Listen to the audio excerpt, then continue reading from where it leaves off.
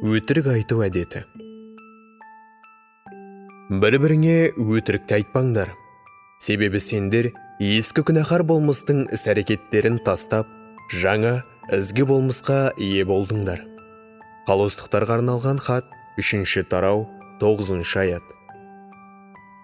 Рик Питино былай деген: өтірік мәселені болашақтың бір бөлігіне айналдырса, ал шындық оны өткеннің бір бөлігіне айналдырады.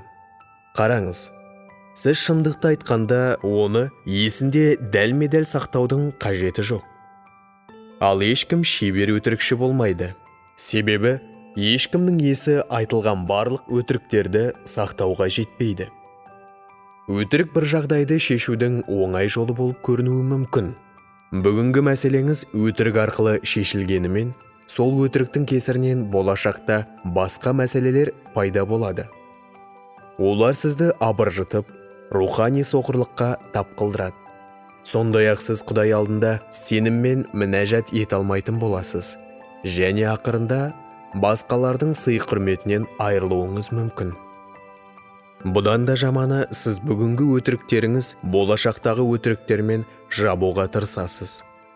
Таурат заңындағы 9 өсиет өтірік айтпаңдар дейді. Ал осы өсиетті орындау өте қиын.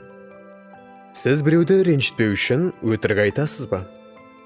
Ұрыс-керістен қашу үшін немесе өзіңізді жақсы етіп көрсетпек болып өтірік айтқан кезіңіз болды ма? Бір жазушы былай деген екен: өтіріктің үстіне салынған үміт әрдайым жойылудың бастамасы. Өтіріктің немесе жартылай шындықтың үстіне ешқашан ештеңені салуға тырыспаңыз. Өйткені сол нәрсе тұрақсыз болады. Егер сіз Құдайдың алдында сеніммен жүргіңіз келсе, одан үнемі шындықпен өмір сүруге күш сұраңыз.